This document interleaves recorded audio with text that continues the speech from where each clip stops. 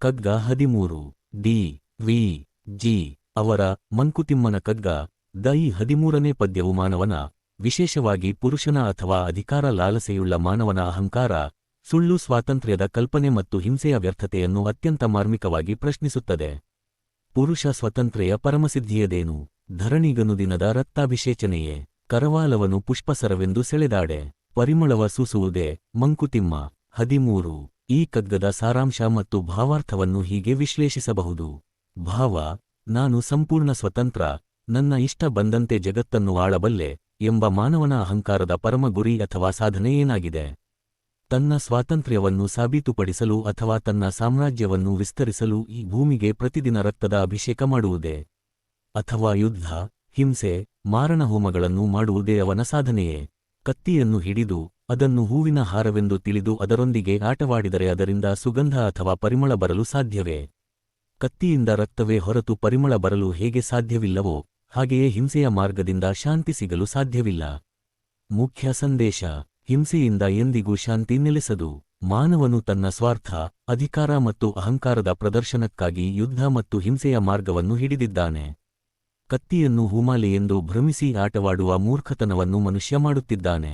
ಕತ್ತಿ ಸದಾ ರಕ್ತವನ್ನೇ ಹರಿಸುತ್ತದೆಯೇ ಹೊರತು ಹೂವಿನಂತೆ ಪರಿಮಳ ಬೀರದು. ಅಂದರೆ ಹಿಂಸಾತ್ಮಕ ಹಾದಿಯಲ್ಲಿ ನಡೆಯುವವನಿಗೆ ಎಂದಿಗೂ ನೆಮ್ಮದಿ, ಕಲ್ಯಾಣ ಅಥವಾ ಪರಮಸಿದ್ಧಿ ಸಿಗುವುದಿಲ್ಲ ಎಂದು ಡಿವಿಜಿಯವರು ಈ ಕಗ್ಗದಲ್ಲಿ ಎಚ್ಚರಿಸಿದ್ದಾರೆ.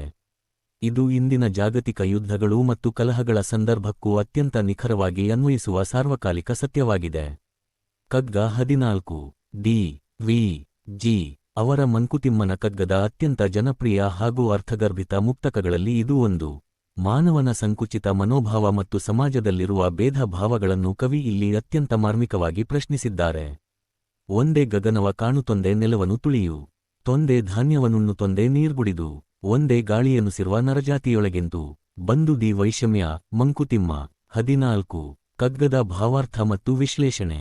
ನಾವೆಲ್ಲರೂ ತಲೆ ಎತ್ತಿ ನೋಡುವುದು ಒಂದೇ ಆಕಾಶವನ್ನು, ನಾವೆಲ್ಲರೂ ಬದುಕಲು ತುಳಿಯುತ್ತಿರುವುದು ಒಂದೇ ಭೂಮಿಯನ್ನು. ಪ್ರಕೃತಿ ನಮ್ಮ ನಡುವೆ ಯಾವುದೇ ಭೇದ ಮಾಡಿಲ್ಲ. ನಾವೆಲ್ಲರೂ ಹಸಿವನ್ನು ನೀಗಿಸಿಕೊಳ್ಳಲು ಒಂದೇ ರೀತಿಯ ಧಾನ್ಯಗಳನ್ನು ಅಥವಾ ಆಹಾರವನ್ನು ಉಣ್ಣುತ್ತೇವೆ, ಬಾಯಾರಿಕೆಗೆ ಒಂದೇ ನೀರನ್ನು ಕುಡಿಯುತ್ತೇವೆ. ಬದುಕಲು ನಾವೆಲ್ಲರೂ ಉಸಿರಾಡುವುದು ಒಂದೇ ಗಾಳಿಯನ್ನು. ಹಾಗಿರುವಾಗ ಒಂದೇ ಸಮಾನವಾದ ಮಾನವ ಜಾತಿ ಯೊಳಗೆ ಈ ಜಗಳ, ದ್ವೇಷ, ಅಸೂಯೆ, ಮೇಲು ಕೀಳು ಎಂಬ ವೈಷಮ್ಯಗಳು ಎಲ್ಲಿಂದ ಬಂದವು ಎಂದು ಡಿ. ವಿ. ಜಿ. ಅವರು ವಿಷಾದದಿಂದ ಪ್ರಶ್ನಿಸುತ್ತಾರೆ. ಮುಖ್ಯ ಸಂದೇಶ: ಪ್ರಕೃತಿಯು ಮನುಷ್ಯರೆಲ್ಲರಿಗೂ ಗಾಳಿ, ನೀರು, ಆಹಾರ, ಆಕಾಶ ಮತ್ತು ಭೂಮಿಯನ್ನು ಸಮನಾಗಿ ನೀಡಿದೆ. ಪ್ರಕೃತಿಯ ದೃಷ್ಟಿಯಲ್ಲಿ ಎಲ್ಲರೂ ಒಂದೇ ಆಗಿರುವಾಗ ಮನುಷ್ಯ ತನ್ನ ಸ್ವಾರ್ಥ, ಅಹಂಕಾರ ಮತ್ತು ಸಂಕುಚಿತ ಬುದ್ಧಿಯಿಂದ ಜಾತಿ, ಮತ, ಧರ್ಮ, ಬಡವ ಬಲ್ಲಿದ ಎಂಬ ಗೋಡೆಗಳನ್ನು ಕಟ್ಟಿಕೊಂಡಿದ್ದಾನೆ. ಈ ಕೃತಕ ವೈಷಮ್ಯಗಳನ್ನು ಮರೆತು ನಾವೆಲ್ಲರೂ ಒಂದೇ ಎಂಬ ವಿಶ್ವಮಾನವ ಸಂದೇಶವನ್ನು ಈ ಕಗ್ಗ ನಮಗೆ ಬೋಧಿಸುತ್ತದೆ. ಕಗ್ಗ 15 ಡಿ. ವಿ. ಜಿ. ಅವರ ಮಂಕುತಿಮ್ಮನ ಕಗ್ಗದ ಅತ್ಯಂತ ಪ್ರಭಾವಶಾಲಿ ಹಾಗೂ ಸಾರ್ವಕಾಲಿಕ ಸತ್ಯವನ್ನು ಸಾರುವ ಕಗ್ಗಗಳಲ್ಲಿ ಇದು ಕೂಡ ಒಂದು. ಬದಲಾಗುತ್ತಿರುವ ಜಗತ್ತು ಮತ್ತು ಅದರಿಂದ ಮಾನವನ ಮನಸ್ಸಿನಲ್ಲಿ ಉಂಟಾಗುವ ಗೊಂದಲವನ್ನು ಡಿವಿಜಿಯವರು ಈ ಪದ್ಯದಲ್ಲಿ ಅತ್ಯಂತ ಮಾರ್ಮಿಕವಾಗಿ ಚಿತ್ರಿಸಿದ್ದಾರೆ. ಹಳೆಯ ಭಕ್ತಿಶ್ರದ್ಧೆ ಎಳಿಸಿ ಹೋಗಿವೆ ಮಾಸಿ, ಸುಳಿದಿಲ್ಲವವ ಹೊಸ ದರ್ಶನದ ಹೊಳಪು, ಪಳಗಿದ್ದ ಮನೆ ಬಿದ್ದ ಕುಂಟ ಕುರುಡನ ತೆರದಿ, ತಳಮಳಿಸುತ್ತಿದೆ ಲೋಕ. ಮಂಕುತಿಮ್ಮ. 15. ಕಗ್ಗದ ಸರಳ ಅರ್ಥ. ಕಾಲ ಬದಲಾದಂತೆ ಹಿಂದಿನ ತಲೆಮಾರಿನಲ್ಲಿದ್ದ ಹಳೆಯ ನಂಬಿಕೆಗಳು, ಆಚರಣೆಗಳು ಮತ್ತು ಮುಗ್ಧ ಭಕ್ತಿ ಶ್ರದ್ಧೆಗಳು ಇಂದು ಮಾಸಿ ಹೋಗಿವೆ, ಅಂದರೆ ಮರೆಯಾಗುತ್ತಿವೆ. ಹಳೆಯ ನಂಬಿಕೆಗಳೇನೋ ಹೋದವು, ಆದರೆ ಅವುಗಳ ಜಾಗದಲ್ಲಿ ಮನುಷ್ಯನಿಗೆ ಸರಿಯಾದ ದಾರಿ ತೋರಿಸುವ, ಮನಸ್ಸಿಗೆ ನೆಮ್ಮದಿ ನೀಡುವ ಯಾವುದೇ ಹೊಸ ಸಚ್ಚಿಂತನೆ ಅಥವಾ ತತ್ವಜ್ಞಾನದ ಅಥವಾ ದರ್ಶನದ ಬೆಳಕು ಇನ್ನೂ ಮೂಡಿಬಂದಿಲ್ಲ. ತಾನು ನಟಾಡಿಕೊಂಡು ಇದ್ದ ಸ್ವಂತ ಮನೆ ಬಿದ್ದು ಅಥವಾ ಇದ್ದ ಸ್ವಂತ ಮನೆಯನ್ನು ಕಳೆದುಕೊಂಡು ಕಣ್ಣು ಕಾಣದ ಕಾಲು ನಡೆಯದ ಒಬ್ಬ ಅಸಹಾಯಕ ವೃದ್ಧ ಎಲ್ಲಿಗೆ ಹೋಗಬೇಕೆಂದು ತಿಳಿಯದೆ ಹೇಗೆ ಕಂಗಾಲಾಗುತ್ತಾನೋ, ಹಾಗೆಯೇ ಇಂದಿನ ಇಡೀ ಜಗತ್ತು ಹಳೆಯ ನೆಮ್ಮದಿಯ ಆಶ್ರಯವನ್ನು ಕಳೆದುಕೊಂಡು ಹೊಸ ದಾರಿಯೂ ಸಿಗದೆ ದಿಕ್ಕುತೋಚದ ಸ್ಥಿತಿಯಲ್ಲಿ ತಳಮಳಿಸುತ್ತಿದೆ. ಇಂದಿನ ಕಾಲಕ್ಕೆ ಈ ಕಗ್ಗದ ಪ್ರಸ್ತುತತೆ.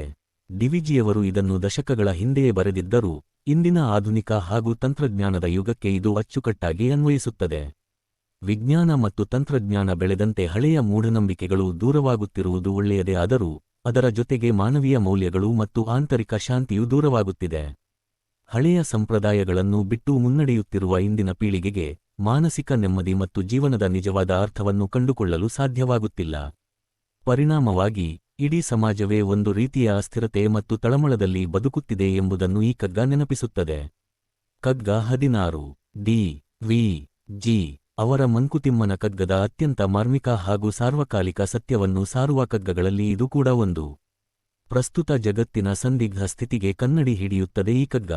ಇಳೆಯ ಬಿಟ್ಟಿನ್ನು ಮೆತ್ತಲು ಮೈದದ ಪ್ರೇತ, ಒಲೆವಂತೆ ಲೋಕ ತಲ್ಲಣಿಸುತ್ತಿಹುದೆಂದು, ಹಳೆ ಧರ್ಮ ಸತ್ತಿಹುದು ಹೊಸ ಧರ್ಮ ಹುಟ್ಟಿಲ್ಲ, ತಳಮಳಕ್ಕೆ ಕಡೆಯೆಂದೋ ಮಂಕುತಿಮ್ಮ. 16 ಇದರ ಸರಳ ಭಾವಾರ್ಥ ಇಲ್ಲಿದೆ. ಭೂಮಿಯನ್ನು ತೊರೆದ ಮೇಲೂ ಅಂಟಿಕೊಳ್ಳಲು ಹೊಸದೊಂದು ಶರೀರ ಸಿಗದೆ ಗಾಳಿಯಲ್ಲಿ ಅಲಿಯುವ ಪ್ರೇತದಂತೆ ಇವತ್ತಿನ ಇಡೀ ಲೋಕವು ದಿಕ್ಕು ತೋಚದೆ ತಲ್ಲಣಿಸುತ್ತಿದೆ, ಒದ್ದಾಡುತ್ತಿದೆ. ಇದಕ್ಕೆ ಕಾರಣವೇನೆಂದರೆ ನಮ್ಮನ್ನು ಸಾಕಿ ಸಲಹಿದ್ದ, ನೆಮ್ಮದಿ ತಂದಿತ್ತ ನಕ್ಷತ್ರಚಿಹ್ನೆ ಹಳೆಯ ಮೌಲ್ಯಗಳು ಮತ್ತು ಧರ್ಮಗಳು, ನಿಯಮಗಳು ಈಗಾಗಲೇ ಸತ್ತುಹೋಗಿವೆ ಅಥವಾ ಕಾಲಕ್ಕೆ ತಕ್ಕಂತೆ ಪ್ರಸ್ತುತತೆ ಕಳೆದುಕೊಂಡಿವೆ. ಆದರೆ ಆಧುನಿಕ ಜಗತ್ತಿಗೆ ದಾರಿ ದೀಪವಾಗಬಲ್ಲ ಯೋಗ್ಯವಾದ ಹೊಸ ಧರ್ಮ ಅಥವಾ ಹೊಸದೊಂದು ಜೀವನತತ್ವ ಇನ್ನೂ ಹುಟ್ಟಿಕೊಂಡಿಲ್ಲ. ಹಳೆಯದೂ ಇಲ್ಲದ, ಹೊಸದೂ ಸಿಗದ ಈ ಪರಿವರ್ತನೆಯ ಸಂಧಿಕಾಲದಲ್ಲಿ ಸಿಲುಕಿರುವ ಮಾನವನ ಒಳಗಣ್ಣಿನ ತಳಮಳಕ್ಕೆ ಕೊನೆಯೆಂದು, ಮುಕ್ತಿ ಎಂದು ಡಿ. ವಿ. ಜಿ. ಅವರು ವಿಷಾದಿಸುತ್ತಾರೆ. ವಿಶೇಷ ಚಿಂತನೆ. ಈ ಕಗ್ಗವು ಕೇವಲ ಆಧ್ಯಾತ್ಮಿಕ ಧರ್ಮದ ಬಗ್ಗೆ ಮಾತ್ರವಲ್ಲದೆ ಸಮಾಜದ ಮೌಲ್ಯಗಳ ಬದಲಾವಣೆಯನ್ನು ಕುರಿತು ಹೇಳುತ್ತದೆ. ಹಳೆಯ ಆಚಾರ ವಿಚಾರಗಳು ಇಂದಿನ ತಲೆಮಾರಿಗೆ ಒಪ್ಪಿಗೆಯಾಗುತ್ತಿಲ್ಲ, ಹಾಗಂತ ಹೊಸ ಪೀಳಿಗೆಗೆ ಕೈಹಿಡಿದು ನಡೆಸಲು ಸರಿಯಾದ ನೈತಿಕ ದಾರಿಯೂ ಸಿಗುತ್ತಿಲ್ಲ. ಈ ನಡುವೆ ಸಿಲುಕಿ ಒದ್ದಾಡುತ್ತಿರುವ ಮನುಕುಲದ ಗೊಂದಲವನ್ನು ಡಿ. ವಿ. ಜಿಯವರು ಅತಿ ಸುಂದರವಾಗಿ ಇಲ್ಲಿ ಚಿತ್ರಿಸಿದ್ದಾರೆ.